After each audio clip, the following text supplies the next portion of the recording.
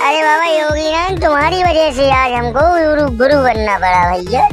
तुम अच्छी तरह से पूजा नहीं कर पा रहे थे, इस वजह से तुमको देख के और अखिलेश को देख के आज ये कदम उठाना पड़ रहा है। अरे नहीं नहीं मोदी जी, ऐसा कुछ नहीं है।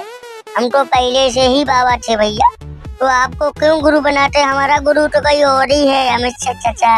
अरे हम समझ गए लाला, अमित शाह चाचा के हमेशा ही तुम गुड़गाते रहते हो, हमारी तो कभी तुमने इज्जत की नहीं। योगी चाचा तुम्हें तुम्हें रोको। अखिलेश अखिलेश ऐसा मत बोलो बाबा जी को भैया। किसी न किसी दिन ये भी कोई महात्मा थे, गोरखपुर के महंत जी थे, और हमारा कुछ सकून मानो। वो इनको ये पार्टी आईडी में लेके आए और आज ये हमारे सामने दांत चियार रहे बैठे बैठे। नहीं बताओ अखिलेश, गलत कह रहे हो? हाँ मोदी जी, बात तो सही है तुम्हारी। तुम तो सबके गुरु हो ही, तुमसे जो सीख गया वो कहीं फेल नहीं होगा। हाँ वो बात तो राइट है आपकी अखिलेश बेटा, ये जो हमसे सीख गया वो फेल नहीं होगा, इसीलिए तो 15 साल राज किए हम तो बेटा।